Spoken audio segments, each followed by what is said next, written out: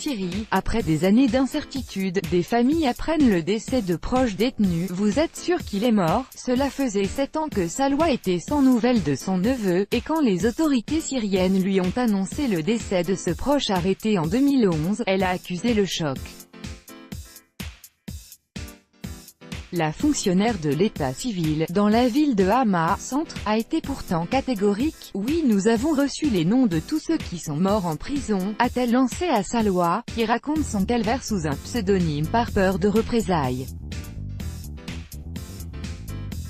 Dans un pays ravagé par 7 ans de guerre, des dizaines de milliers de personnes se trouveraient dans les geôles du régime, qui a réprimé dans le sang en 2011 d'inédites manifestations pro-démocratie.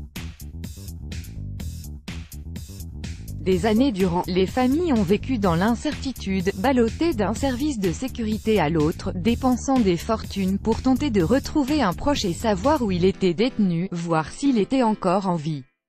Aujourd'hui, défenseurs des droits de l'homme et familles des détenus victimes de disparitions forcées s'étonnent du fait que, tout à coup, les autorités rendent publics des décès, alors que certains remontent à 2013. Ces derniers mois ainsi, les proches de quelques 400 prisonniers, dont on ne savait rien, ont appris leur mort par les autorités, selon le réseau syrien pour les droits de l'homme, SNHR, ONG syrienne qui estimait plus tôt cette année à 80 000 le nombre de détenus en Syrie. Cachez notre douleur. Image satellite du CNES fournie par Amnesty le 7 février 2017 montrant la prison syrienne de Sednaya, au nord de Damas. Copyright CNES, Hangout. Avant, le régime ne donnait aucun détail sur les prisonniers. Ils ne déclaraient même pas leur décès, confie à l'AFP le directeur du SNHR, Fadel Abdelghani, déplorant qu'aujourd'hui, cela se fait de manière brutale. D'habitude, quand un de vos proches meurt, c'est vous qui informez l'état civil. C'est dans ce sens que ça se passe, pas dans l'autre, ironise-t-il. Selon son organisation, les registres de Hama ont été les premiers à être mis à jour, suivis par ceux de la ville de Homs, plus au sud. Puis la capitale Damas, la ville méditerranéenne de Latakia et enfin à Saké, nord-est. Salwa n'oubliera jamais ce matin de juin où elle s'est rendue à l'état civil de Hama. Elle a pris place dans une queue formée principalement par les mères et les sœurs de prisonniers. Chaque femme essuyait ses larmes et se couvrait le visage avec son foulard, se souvient-elle.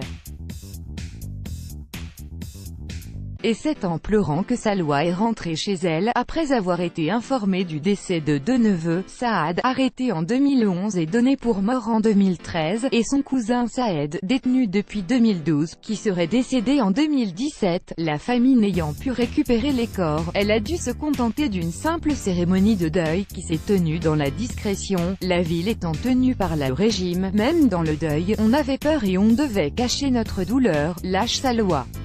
La dernière fois que la famille d'Islam d'Abbas l'a vu vivant c'était fin 2012 à Sednaya, une prison près de Damas. Il portait un pull avec les mots juste la liberté.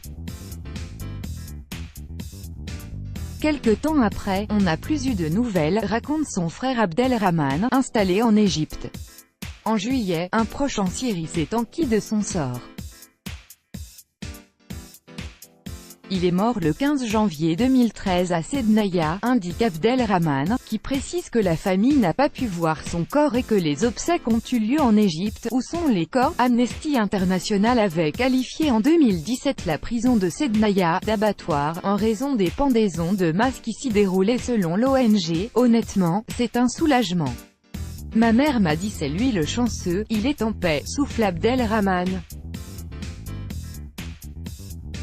Nour Agazi, membre de l'ONG « Famille pour la liberté » qui travaille sur ce dossier, explique que certains proches restent tenaillés par le doute et ont du mal à accepter la mort, surtout pour ceux qui ne peuvent pas voir de corps. Vous dites qu'ils sont morts, mais nous voulons savoir où sont les corps.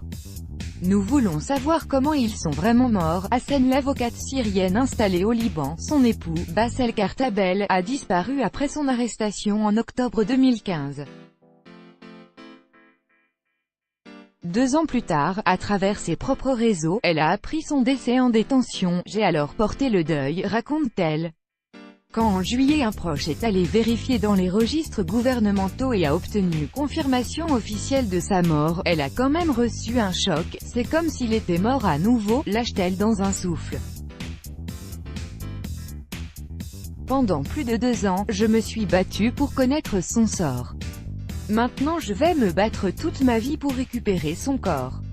Tout droit de reproduction et de représentation réservé, copyright 2018, Agence France Presse.